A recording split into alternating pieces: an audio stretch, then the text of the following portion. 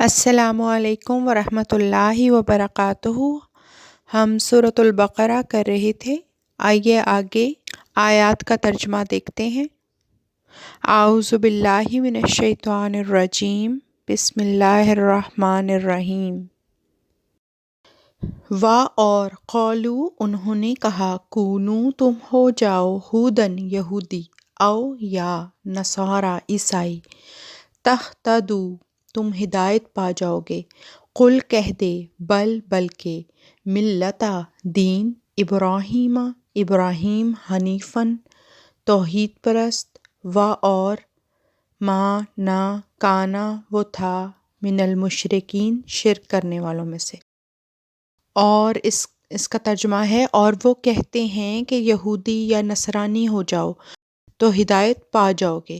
تو کہہ دے نہیں، بلکہ ابراہیم حنیف کی امت ہو جاؤ، یہی ہدایت کا موجب ہے، اور وہ ہرگز شرک کرنے والوں میں سے نہیں تھا۔ اور کیا تم نے سنا کہ وہ یہ بھی کہتے ہیں کہ یہودی یا مسیحی ہو جاؤ، اسی طرح تم ہدایت پا جاؤ گے؟ تو ان سے کہہ دے کہ یوں نہیں، بلکہ ابراہیم کے دین کو، جو خدا ہی کی طرف جھکنے والا تھا، اختیار کرو، اور یاد رکھو کہ وہ مشرکوں میں سے نہ تھا۔ وہ کیا کہا کرتے تھے؟ جو یہودی تھے وہ یہ کہتے تھے کہ یہودی ہو جاؤ تبھی تم جو ہے وہ ہدایت پا جاؤ گے، اور جو نصرانی تھے وہ کہا کرتے تھے کہ نصرانی بن جاؤ، یعنی کہ عیسائیت کا مذہب جو ہے اس کو مان لو تو پھر تم ہدایت پا جاؤ گے، لوگوں کو یہ کہا کرتے تھے۔ تو اللہ تعالیٰ یہاں کیا فرما رہا ہے؟ اللہ تعالیٰ کہتا ہے کہ اپنے نام اور اپنے فرقے اور اپنی جماعت کو صحیح نہ کہو، بلکہ ٹھیک راستے پر ہے وہی انسان جو ہے وہ سیدھے راستے پر چل رہا ہے، جو حضرت ابراہیم حنیف کی امت میں سے ہے، یعنی کہ جو حضرت ابراہیم علیہ السلام کی پیروی کر رہا ہے، اور حضرت محمد مصطفیٰ صلی اللہ علیہ وسلم کی پیروی کرنے والا ہے، وہ صحیح ہے۔ اپنے اپنے مسلک اور گروہ بنا لیے ہیں، تو ان میں جو یہ جو بنی اسرائیل تھے، ان میں جو سب سے اہم مذہب تھا، اہم نبی تھے، وہ حضرت ابراہیم حنیف تھے۔ تو اس سے آگے جو بھی نبی آئے تو انہوں نے اپنے اپنے ان میں تفرقے ڈال لیے اور الگ الگ اپنے گروپس بنا لیے، اور وہ نام رکھا کرتے تھے، جیسے آج کل جو ہے وہ اسلام کے اتنے فرقے ہیں اور سب کے اپنے اپنے، سب مسلک، سب گروہ کے اپنے اپنے نام ہیں۔ تو یہ اللہ تعالیٰ پسند نہیں کرتا اس چیز کو۔ اور اس قرآن کی ایک آیت بھی ہے جس کا ترجمہ ہے کہ اللہ کی رسی کو مضبوطی سے تھامے رکھو اور آپس میں تفرقے میں نہ پڑو۔ یعنی کہ اللہ کی رسی سے مراد کیا ہے؟ قرآن مجید ہے، کہ قرآن مجید میں واضح حکم آ چکا ہے اور تعلیمات آ چکی ہیں، اس کو تو پہلے پڑھو، پھر آپس میں چھوٹی چھوٹی باتوں پہ لڑنا، پہلے اس کی پیروی تو کرو جو کہ ہم نے رسول اللہ صلی اللہ علیہ وسلم پر یہ جو ہدایت ہے وہ نازل کی تھی، اس کی پیروی کرو۔ پہلے آپس کے چھوٹے چھوٹے جھگڑوں میں مت پڑو کہ کون ہدایت پہ ہے اور کون نہیں ہے۔ اللہ تعالیٰ نے اصول بتا دیا ہے کہ جو بھی اللہ تعالیٰ کی طرف جھکے گا، اللہ تعالیٰ کو ہی اپنا واحد جو ہے وہ معبود سمجھے گا، تو ایسا ہی انسان ہے جو سیدھے راستے پر ہے، اور جس کے دل میں لوگوں کے لیے نفرت نہیں ہے، جو بغض نہیں رکھتا، جو کینہ نہیں رکھتا، جو تمام انسانوں سے محبت کرنے والا، ان کی خیر خواہی چاہنے والا ہے، نہ کہ وہ اپنے گروپ اور اپنے مسلک کے تکبر میں مبتلا ہو۔ اللہ تعالیٰ تکبر کو پسند نہیں کرتا۔ اللہ تعالیٰ جو ہے فرقہ وارانہ جو نفرتیں ہوتی ہیں ان کو پسند نہیں کرتا۔ تو اگر ہم چاہتے ہیں کہ ہم بھی ہدایت والوں میں ہمارا نام بھی آ جائے، تو ہمیں پھر قرآن مجید کی پیروی کرنا ہوگی، رسول اللہ صلی اللہ علیہ وسلم کی سنت کی پیروی کرنا ہوگی، اور قرآن مجید کے ایک ایک حکم کو جو ہے وہ ماننا ہوگا۔ صرف ماننے سے، زبانی اقرار سے بھی کچھ نہیں ہوگا جب تک وہ چیز ہمارے عمل میں نظر نہ آئے، اور خدا کی طرف جھکنے والا بننا ہوگا، تاکہ اللہ تعالیٰ بھی ہم پہ توبہ قبول کرتے ہوئے جھکے اور ہمیں معاف کرتے، اور ہمیں سیدھی راہ کی طرف گامزن رکھے، ہمیں اور ہماری نسلوں کو۔ ہمیں ان فرقہ وارانہ نفرتوں سے اپنی اولادوں کو بچانا ہوگا۔ اسلام ایک امت بن کر ابھرے، بھول جائیں اپنے فرقوں کو اور ان سے جڑی نفرتوں کو، ایک بنے ایک۔ یہ حدیث بھی ہے کہ مسلمان کا بھائی ہے، چھوٹے چھوٹے اختلاف جو ہیں ان کو پہاڑ جتنا بڑا نہ بنائیں۔ اس آیت سے ہی ہمیں یہ پتہ چل رہا ہے کہ یہودی اور نصارہ کیا کہا کرتے تھے کہ یہودی بنو گے تو ہدایت پاؤ گے، نصرانی بنو گے تو ہدایت پاؤ گے۔ اللہ تعالیٰ کیا کہتا ہے؟ اللہ تعالیٰ نے کہا ہے کہ تم ابراہیم حنیف کی پیروی کرو گے جو کہ فرما بردار تھا، اس کی پیروی کرو گے تو پھر تم جو ہے وہ فلاح پانے والے ہوگے، پھر ہی اس کا مطلب ہے کہ تم سیدھے راستے پر ہو۔ اور شرک کرنے والوں میں سے نہیں تھا۔ شرک نہ کرو، یہ شرک ہی ہوتا ہے کہ جب اپنے گروہ اور اپنے مسلک کو ہی سب کچھ سمجھ لیا جاتا ہے اور اس کو اس قدر بڑھایا جاتا ہے کہ اللہ پیچھے رہ جاتا ہے اور فرقہ اور مذہب بڑھ جاتا ہے۔ کوئی چیز بھی، کوئی انسان بھی ایسا نہ ہو کہ وہ خدا تعالیٰ کی محبت سے بڑا ہوا ہو۔ سب سے شدید جو ہے ایک مومن کے دل میں اللہ کی محبت ہونی چاہیے، سب سے بڑا ہوا اس کو خدا کی محبت میں ہونا چاہیے۔ اگلی آیت دیکھتے ہیں۔ قولو، کہو تم، آمنا، ہم ایمان لائے، بھی ساتھ اللہ کے، اور ما جو انزلہ اتارا گیا، الا طرف نا ہماری، اور ما جو انزلہ اتارا گیا، الا طرف ابراہیم و اسماعیل اور اسماعیل و اسحاق و یعقوب والاسباط اور اولاد، اور ما جو اوتیا دیا گیا موسیٰ کو، اور عیسیٰ کو، اور ما جو اوتیا دیے گئے النبیون انبیاء من سے، رب ہم ان کے، لا نہیں، تفرقو ہم فرق کرتے، بین درمیان، احدن ایک، من سے، ہم ان، اور نحنو ہم، لا واسطے، ہوئس مسلمون فرما بردار۔ آئیے اب پورے شعور کے ساتھ اس کا بامحاورہ ترجمہ دیکھتے ہیں۔ تم کہہ دو ہم اللہ پر ایمان لے آئے اور اس پر جو ہماری طرف اتارا گیا، یعنی کہ جو الہامی کتابیں تھیں اس کی طرف اشارہ ہے، ہماری طرف اتارا گیا، اور جو ابراہیم اور اسماعیل اور اسحاق اور یعقوب اور اس کی اولاد کی طرف اتارا گیا، اور جو موسیٰ اور عیسیٰ کو دیا گیا، اور اس پر بھی جو سب نبیوں کو ان کے رب کی طرف سے عطا کیا گیا، ہم ان میں سے کسی کے درمیان فرق نہیں کرتے اور ہم اسی کے فرما بردار ہیں۔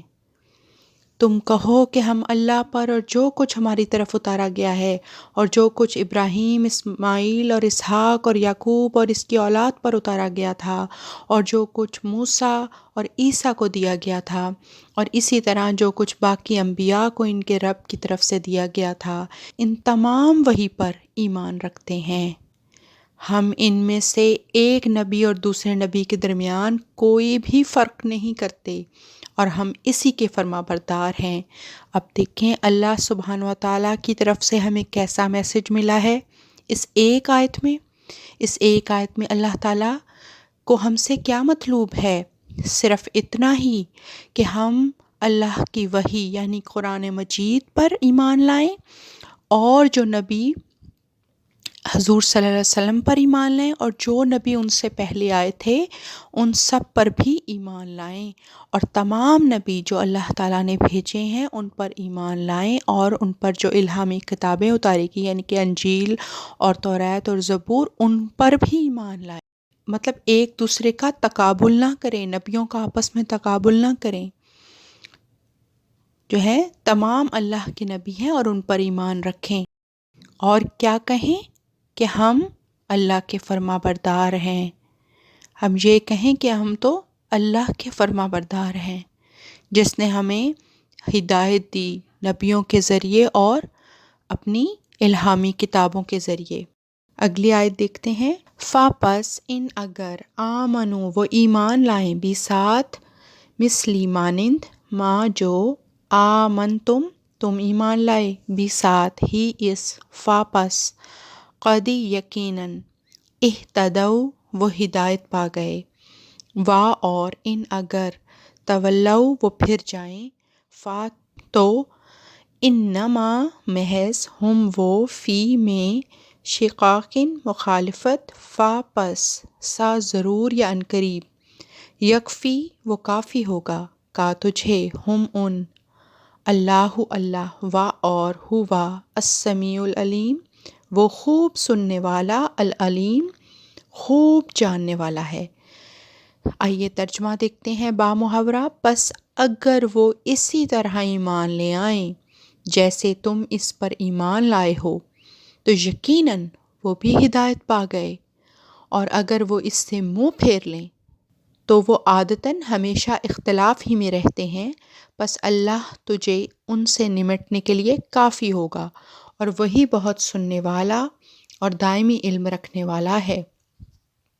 اب اللہ تعالیٰ اس آیت میں کیا میسج دے رہے ہیں ہمیں کہ پس اگر وہ لوگ اسی طرح ایمان لے آئیں جس طرح تم اس تعلیم پر ایمان لائے ہو، یعنی قرآن مجید پر، تو پھر وہ بس ہدایت پا گئے۔ یہی ایک کی ہے کہ اگر قرآن کریم کے ہم کو پڑھتے ہیں، اس کو سمجھتے ہیں، اس کے ایک ایک جو حکم ہے اس کو مانتے ہیں اور اس کو اپنے عمل میں ڈھالنے لگتے ہیں، تو بس پھر یہی چاہیے، ہدایت کے لیے یہی چاہیے۔ اور اگر وہ پھر جائیں، اگر نہ مانیں ہدایت کو، تو سمجھو کہ وہ صرف اختلاف کرنے پر تلے ہوئے ہیں۔ تو پھر دوسری بات اس سے یہی نتیجہ ملتا ہے کہ وہ صرف اختلاف کرنے والے ہیں قرآن کی آیتوں سے۔ اس صورت میں اللہ تعالیٰ یہاں پہ رسول اللہ صلی اللہ علیہ وسلم کو مخاطب کر کے فرما رہا ہے کہ تجھے ضرور ان کے شر سے بچائے گا، تو پھر تجھ پہ، تیرے اوپر کوئی ذمہ داری نہیں ہے، اللہ تجھے ان کے شر سے بچائے گا، تیرے لیے کافی ہوگا اللہ، وہ بہت سننے والا، بہت ہی جاننے والا ہے۔ کہ اللہ تعالیٰ جو ہے، اللہ تعالیٰ کا علم اتنا زیادہ ہے کہ اللہ تعالیٰ نیتوں کو جاننے والا ہے۔ اللہ تعالیٰ دل میں چھپے رازوں کا جاننے والا ہے۔ تو اللہ تعالیٰ فرماتا ہے کہ بس ایمان لانے کے لیے یہی مطلوب ہے کہ وہ قرآن پر ایمان لائیں، اس کے حکموں کو مانیں، اس کو اپنے عمل میں ڈالیں، تو اس کا مطلب ہے کہ وہ ہدایت پا گئے۔ اور دوسری صورت کیا ہے کہ اگر وہ ایسا نہیں کرتے تو پھر سمجھ لو کہ وہ اختلاف کرنے والے ہیں۔ یہ اس کا لب لباب ہے اس آیت کا۔ اگلی آیت ہے صبغتا، صبغتا رنگ، اللہ ہی اللہ کا، و اور من کون، احسنو بہتر ہے، من اللہ اللہ سے، صبغتاً رنگ میں، و اور نحنو ہم، لا واسطے، ہو اس کے، عابدون عبادت کرنے والے۔ اس میں یہ ہے کہ اللہ کا رنگ پکڑو، اور رنگ میں اللہ سے بہتر اور کون ہو سکتا ہے، اور ہم اسی کی عبادت کرنے والے ہیں۔ اے مسلمانوں، ان سے کہو کہ ہم تو اللہ کا دین اختیار کریں گے، اور دین سکھانے کے معاملہ میں اللہ سے کون بہتر ہو سکتا ہے، اور ہم اسی کی عبادت کرنے والے ہیں۔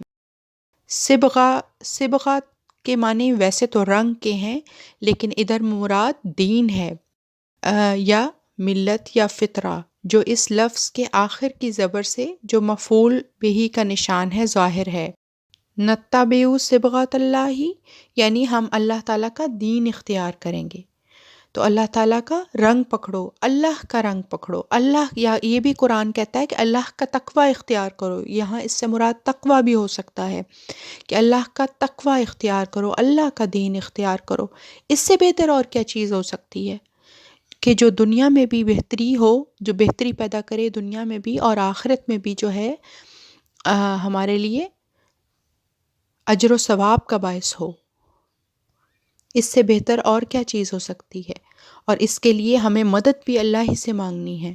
وہ اللہ کا دین ہے، اللہ کا تقوی ہے، اور ہمیں وہ خدا تعالیٰ سے مانگنا ہے بار بار۔ اس لیے ہم نمازوں میں کہتے ہیں اہدنا الصراط المستقیم، دکھا ہمیں راستہ سیدھا، استقامت والا راستہ دکھا۔ اگلی آیت پر آ جائیں۔ قل کہے، آ کیا، تحاجون تم جھگڑتے ہو نہ ہم فی بارے میں اللہ ہی اللہ وا حالانکہ ہوا وہ ربو رب نہ ہمارا وا اور ربو رب کم تمہارا وا اور لا واسطے نہ ہمارے اعمال اعمال نہ ہمارے وا اور لا واسطے کم تمہارے اعمال اعمال کم تمہارے وا اور نحنو ہم لا واسطے ہو اس مخلصون اخلاص رکھنے والے۔ تو کہہ دے کہ کیا تم اللہ کے بارے میں ہم سے جھگڑا کرتے ہو جبکہ وہ ہمارا بھی رب ہے اور تمہارا بھی رب ہے، اور ہمارے اعمال ہمارے لیے ہیں اور تمہارے اعمال تمہارے لیے ہیں، اور ہم تو اسی کے لیے مخلص ہو گئے ہیں۔ تو ان سے کہہ کہ تم ہم سے اللہ کے متعلق جھگڑتے ہو حالانکہ وہ ہمارا بھی رب ہے اور تمہارا بھی رب ہے، اور ہمارے اعمال ہمارے لیے ہیں اور تمہارے اعمال تمہارے لیے، اور ہم تو اس سے اخلاص کا تعلق رکھتے ہیں۔ تو اللہ تعالیٰ یہاں پہ بتا رہا ہے کہ جو رنگ نسل فرقوں کی بنیاد پر ایک دوسرے سے جھگڑا کرتے ہیں، ان کو یہ ذہن میں یہ بات ذہن نشین کر لینی چاہیے کہ چاہے کسی بھی گروہ سے تمہارا تعلق ہے، کسی بھی رنگ نسل سے تمہارا تعلق ہے، کسی بھی لحاظ سے تم ایک دوسرے سے برتر ہو یا نہیں ہو، تم لوگوں کا رب ایک ہی ہے۔ یہ جھگڑنے والوں کو ایک دفعہ یہ سوچنا چاہیے کہ ہمارا بھی رب وہی ہے اور تمہارا بھی رب وہی ہے، اور ہم اس کا اجر پائیں گے جیسے اعمال ہمارے ہوں گے۔ تو پھر ہم کیوں جھگڑیں ایک دوسرے سے؟ جھگڑنے میں کچھ بھی نہیں حاصل ہوگا سوائے اس کے کہ ہمارے اعمال خراب ہوں گے، اور اعمال خراب ہونے کے نتیجے میں دنیا میں بھی جو ہے وہ اس کا اچھا صلہ نہیں نکلے گا، اور آخرت میں بھی جو ہے وہ اس کا ہمیں عذاب کی صورت میں جو ہے وہ ملے گا، نتیجہ نکلے گا۔ تو اور اللہ تعالیٰ صرف یہی چاہتا ہے ہم سے کہ ہم اللہ تعالیٰ کے مخلص ہو جائیں اور اخلاص کا تعلق اللہ سے رکھیں۔ جب اللہ سے اخلاص کا تعلق ہوگا تو پھر اس کی مخلوق سے بھی ہوگا، تو پھر کہاں کا جھگڑا اور کہاں کی لڑائی۔ تو اللہ تعالیٰ سے تعلق کو مضبوط کرنے کی ضرورت ہے۔ اللہ تعالیٰ ہمیں توفیق عطا فرمائے کہ ہم سیدھے راستے پر چلنے والے ہوں۔ آج کے لیے بس اتنا ہی۔ جزاک اللہ خیرن و احسن الجزاء۔ اللہ حافظ۔